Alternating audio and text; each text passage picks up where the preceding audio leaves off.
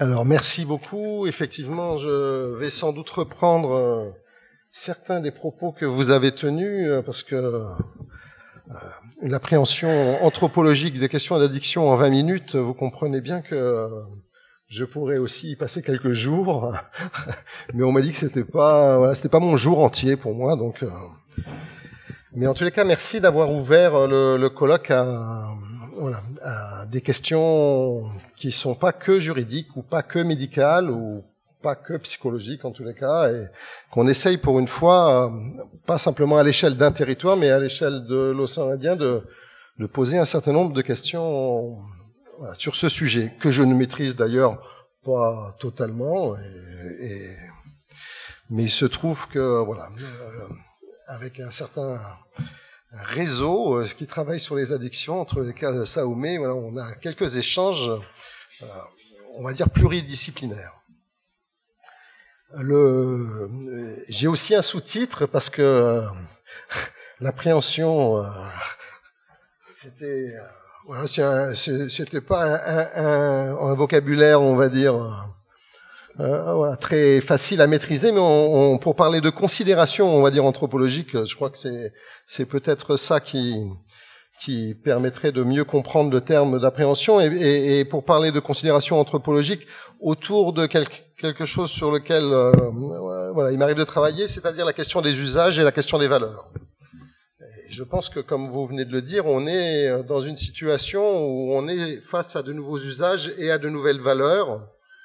Et je voulais peut-être juste essayer en partant du paléolithique, mais enfin en tous les cas de partir d'un peu loin pour essayer de parler de la situation que nous tous rencontrons. Peut-être pour rappeler au début que l'anthropologie, c'est quand même une science sociale, donc elle étudie les rapports sociaux qui sont propres à chaque groupe humain ou à chaque situation. C'est intéressant dans le même mouvement la grande variabilité des formes de vie sociale. Parler d'anthropologie, c'est rassembler des données, rassembler des données qui viennent de l'observation, de l'entretien ou de techniques de recueil d'informations dans un cadre plutôt éthique, on va dire. C'est proposer des comparaisons, à la fois exposer la structure des sociétés, leurs communs et leurs singularités. Modestement, je pense que je parlerai plutôt des pratiques des anthropologues que d'anthropologie. L'anthropologue s'intéresse à la prise en charge des personnes dans une société, mais ne prend que rarement directement en charge les personnes. Mon vieux passé de psychologue et tout, et je le mets complètement de côté.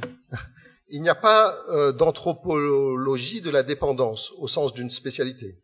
Et ce qui rapproche sans doute le plus les anthropologues de cette question, c'est un champ d'investigation qui comprend l'étude des pratiques médicales traditionnelles, on va dire de l'ethnomédecine à l'anthropologie médicale, en passant par le cas particulier les plantes psychotropes qui sont consommées rituellement dans la quasi-majorité des sociétés, a priori moins dans les nôtres, mais les pratiques du droit, la formation du juridique, ce qu'on appelle la plurijuridicité, les formes de normalisation, de réglementation, les pratiques de consommation et l'anthropologie religieuse. C'est assez compliqué comme thématique, c'est assez complexe à étudier, et rassurez-vous, je ne vais pas faire le tour de tout ça, mais le nœud, on va dire, ou le terme de dépendance, englobe toutes ces approches. Les usages et les pratiques sont multiples et associés à des individus, à des groupes et à des temps de vie particuliers. Il y a des produits. Il y a des produits qui sont, vous venez de le dire, qui sont définis comme nocifs à un moment de leur histoire, qui sont parfois interdits. Il y a des produits qui sont consommés et qui sont autorisés à certains âges de la vie uniquement. Il y a des produits plus ou moins sexués. Il y a des produits qui sont définis comme nocifs et qui continuent à être consommés de façon légale.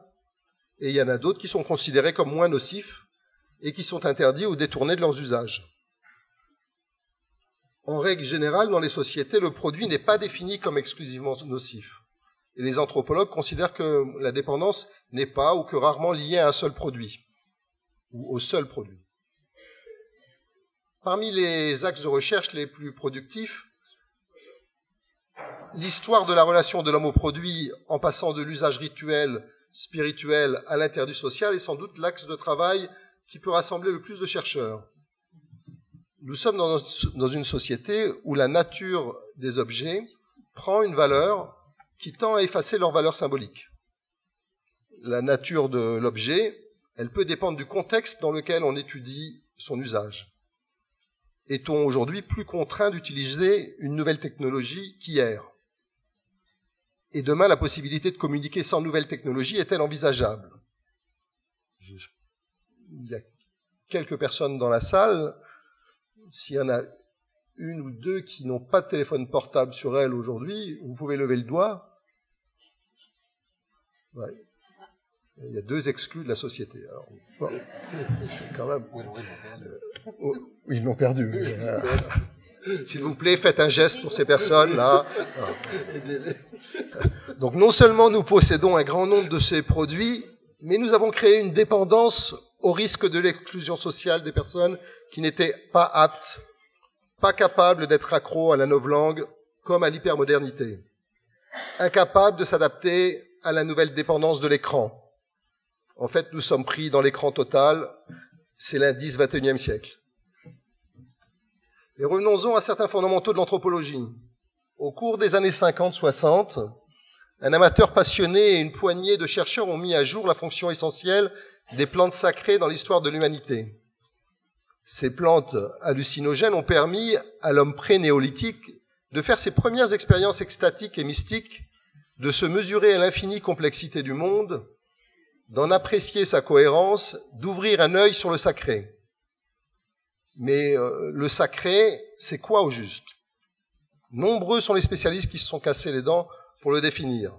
Pour faire court, on y baigne en permanence et on bricole pour en utiliser une infime partie au quotidien que nous appelons le monde. Dans notre état de conscience habituel, celui d'aujourd'hui, voilà, nous ne percevons qu'une petite partie de ce monde. Mais dans certains états, les transes mystiques, les voyages hallucinogènes, les pilules rouges de Matrix, ce monde total se révèle ou semble le faire à nos sens. On entre alors en contact avec le sacré, Dieu, l'Esprit Saint, Yahvé, l'Éternel, le divin, Dharma, le Tao, enfin quelque chose qui échappe à nos concepts, à nos mots et qui nous dépasse. Ces expériences ont frappé nos plus lointains ancêtres chasseurs-cueilleurs du Paléolithique et ont définitivement modifié leur comportement. Nos lointains cousins ont donc, ce n'est bien sûr qu'une hypothèse, découvert l'expérience mystique grâce aux plantes hallucinogènes.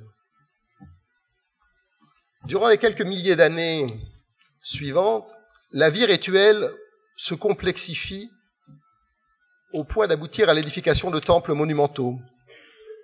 Les expériences extatiques des chasseurs-cueilleurs ont donc donné naissance aux premiers rites pré-chamaniques. Elles ont aussi été déterminantes sur l'élaboration des valeurs morales et des règles de l'organisation sociale du groupe.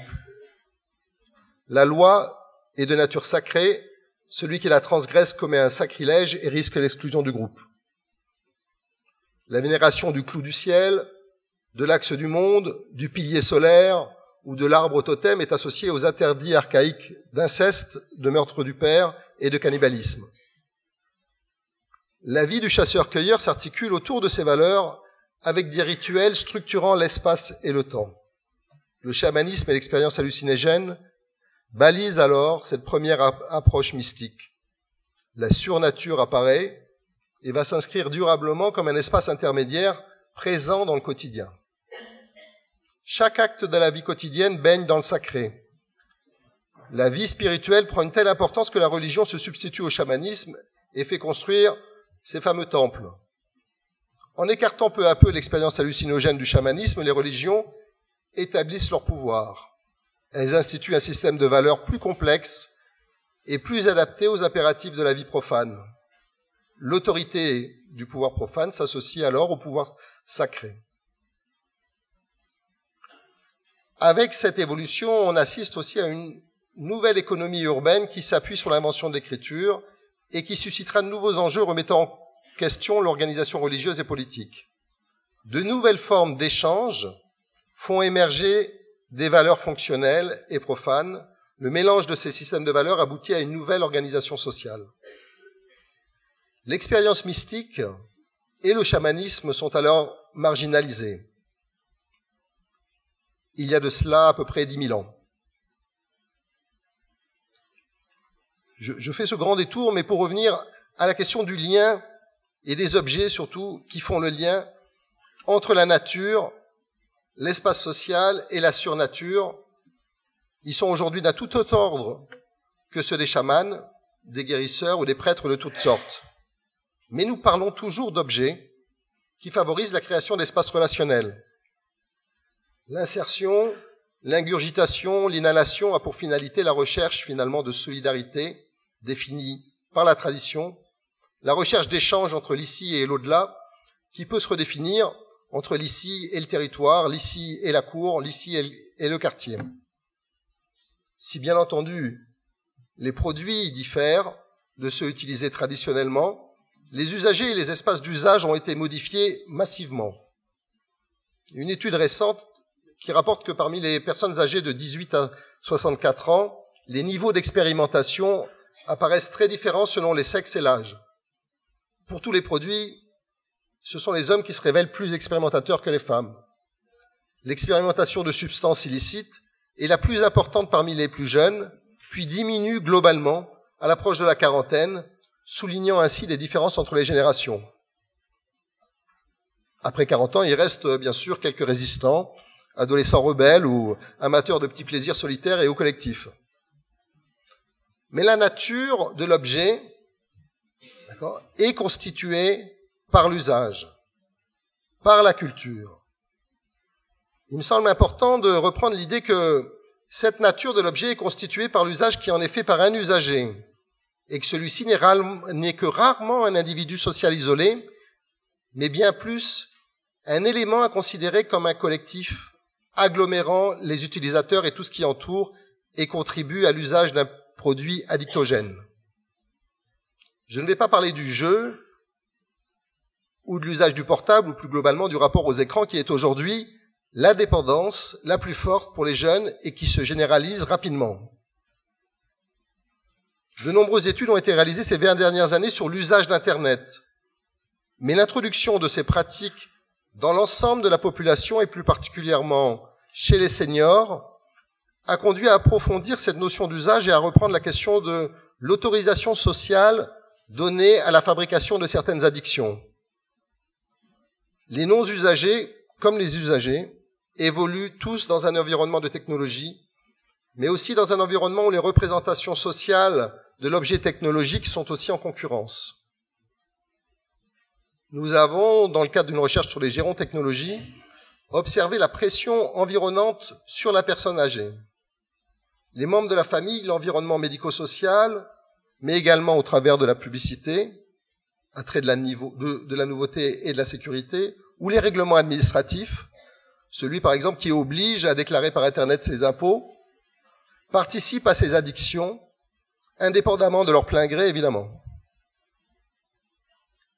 Comme pour certaines pratiques entraînant des dépendances liées aux usages de certaines drogues, il ne faut pas perdre de vue la dimension émotionnelle, motivationnelle et sa nature technosociale qui facilite ou non l'acceptabilité sociale de certaines substances comme celle de la téléphonie mobile.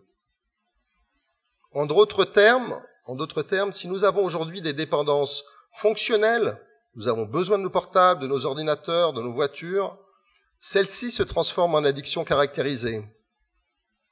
Les dépendances fonctionnelles deviennent parfois si fortes qu'elles perdent leur caractère fonctionnel.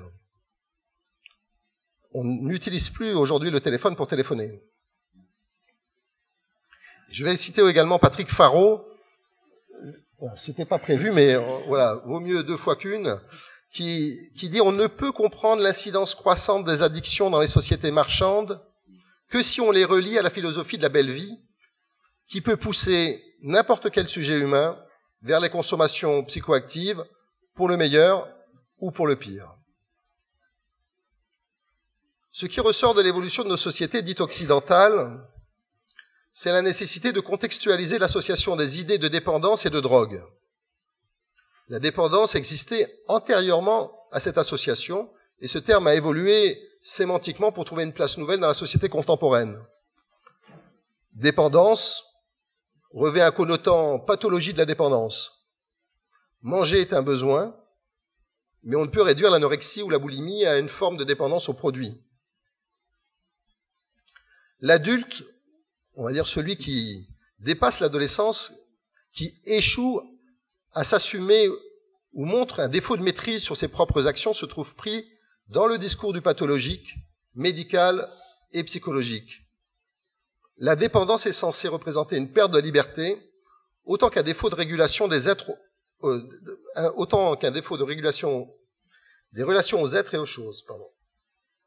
Pourtant, l'anthropologie nous apprend combien le contact avec les objets, leur création, leur manipulation, leur échange, mais aussi l'appropriation des espaces et leur interaction avec nos semblables et plus largement avec la culture dans laquelle ils s'inscrivent, combien ces relations-là sont indispensables à la construction des sujets.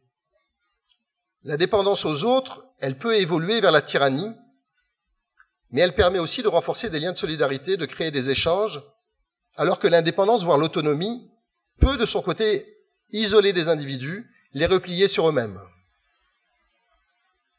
Pour revenir un peu plus près de chez nous, pour nous rapprocher encore un peu de cette question des addictions, revenons sur la proposition des chercheurs américains autour des économistes Gary Becker et Kevin Murphy d'appeler addiction rationnelle les nouvelles dépendances qui nous sont nécessaires. Il y a énormément de discussions autour de cette notion, mais juste pour dire que l'anthropologie étant une science qui néglige pas l'économie, la théorie économique, en tous les cas celle qui donne du sens à l'activité des individus, questionne la dynamique sociale qui entoure l'addiction. La plupart des chercheurs connaissent aujourd'hui cette position qui est que la consommation a en principe une utilité marginale, plus grande que celle de l'abstention. Je dis abstention et pas abstinence, parce que, comme en politique, ça n'a pas le même sens. Avant d'être dépendant, on obtient davantage de satisfaction en consommant qu'en s'abstenant. Et lorsqu'on est devenu dépendant, la consommation réduit les souffrances du manque. Cette modélisation, elle est très discutée, discutable sans doute, mais elle a l'avantage de proposer une logique d'acteur. Le problème, c'est que les usagers ne s'expriment pas de cette façon sur ces sujets. En gros, ils font pas objectivement ce calcul économique qui est lié au choix lorsqu'ils s'engagent dans la prise de produits. Et ils ne le font pas de façon exponentielle, puisque si l'entrée dans le circuit de la consommation se fait pour des motifs souvent peu rationnels, un grand nombre s'arrête pour des raisons qui ne sont pas plus rationnelles a priori. Autrement, tout le monde s'arrêterait de fumer, par exemple. L'anthropologie remet, dit Marshall Salins, qui est un anthropologue américain, remet la dimension culturelle inconsciente de l'économie en avant. Parce qu'aucun de ces acteurs ordinaires ne soupçonne que derrière des choix apparemment rationnels, il existe tout un code de valeurs symboliques qui a fort peu à faire avec la valeur nutritive de ces aliments, mais tout à voir avec les distinctions significatives entre les personnes, les biens et les circonstances. Quand vous voulez inviter quelqu'un d'important, vous n'allez pas acheter des hamburgers ou des hot dogs. Et finalement, il y a fort à parier qu'il en est de même pour les usages de produits, générant une addiction.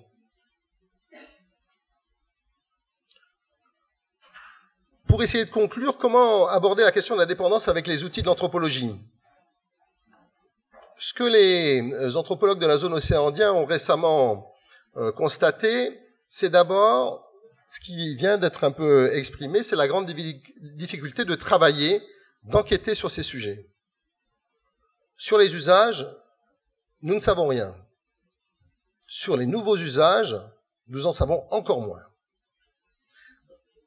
Je reviendrai sans doute dans un atelier sur le blocage, certains diraient la défiance, qui est rencontrée pour aborder de la façon la plus rigoureuse possible les usages des produits médicamenteux à finalité psychotrope, le détournement des usages et leur circulation à l'échelle indienne-océanique. Ouvrir la perspective de créer un réseau océan-indien consacré en anthropologie de la santé, qui regroupe des experts et des chercheurs présents dans la recherche appliquée, c'est une réponse pour tenter de questionner collectivement ce dont tout le monde parle, mais dont nous ne savons finalement que très peu de choses. Constituer des objets de travail en lien avec l'anthropologie médicale, l'ethnologie de la santé, la sociologie de la santé, l'étude des politiques publiques en matière de santé, a permis de dégager finalement, plus particulièrement, des questions liées aux usages détournés des médicaments, et celui de l'artane est devenu une espèce de punctum, comme aurait dit Barthes. L'enjeu de la démarche ethnosociologique, c'est de permettre de mieux comprendre les défis des législateurs au niveau national et de la zone océan Indien, et des professionnels qui prennent en charge la prévention de l'addiction, l'accompagnement des personnes souffrant d'addiction et la lutte contre les addictions. Les interrogations et les attentes des professionnels des sphères médicales et sociales vis-à-vis du droit et de la justice sont nombreuses. Ce regroupement, c'est l'occasion d'envisager la question des addictions et des responsabilités qui en découlent dans des contextes particuliers et qui se rencontrent fréquemment sur notre île, celui de la grossesse, du sport, etc. La seconde perspective de ce réseau, c'est celui d'offrir un focus sur les stupéfiants, substances interdites. La question de l'usage comme du trafic des stupéfiants pourrait être abordée en inscrivant les problématiques réunionnaises dans un cadre plus général de la zone océan Indien. Donc c'est cette question très large autour des addictions. Cette question, c'est celle de la possibilité, même de la nécessité, d'avancer sur la connaissance des usages et des pratiques sociales pour faire avancer une recherche collaborative autour d'un enjeu de société et de santé publique. Je vous remercie.